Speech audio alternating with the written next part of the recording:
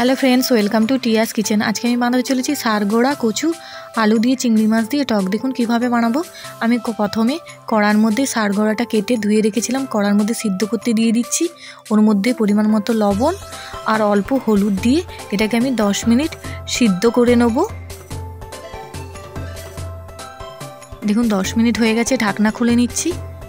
দেখুন খুব সুন্দরভাবে সিদ্ধ হয়ে গেছে। এটাকে আমি নামিয়ে ছেঁকে নেব। কড়ার মধ্যে আমি আলুটা দিয়ে দিচ্ছি। আলুটা একটু হালকা ভাজা ভাজা হয়ে এলে এর মধ্যে আমি 5 ফোড়নটা দিয়ে দেবো। দেখুন আর দুটো শুকনো লঙ্কা দিয়ে দিচ্ছি, দিয়ে ভালো করে আলুটাকে লাল লাল করে ভেজে নেব। খুব সুন্দরভাবে লাল লাল করে ভাজা হয়ে গেছে। এবার ভেজে রাখা আমি চিংড়ি মাছটা দিয়ে দিচ্ছি।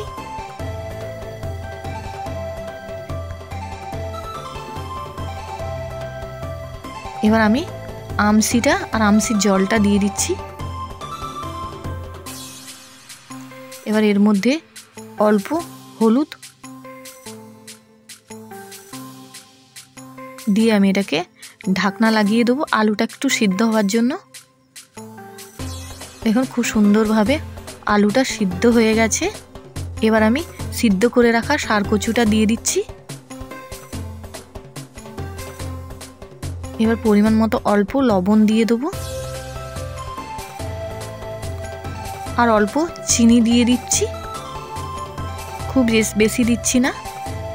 দিয়ে কিছুক্ষণের 5 মিনিটের জন্য আমি এটাকে ফুটতে রেখে দিলাম।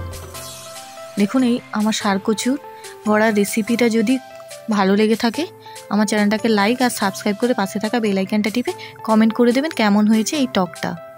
ধন্যবাদ।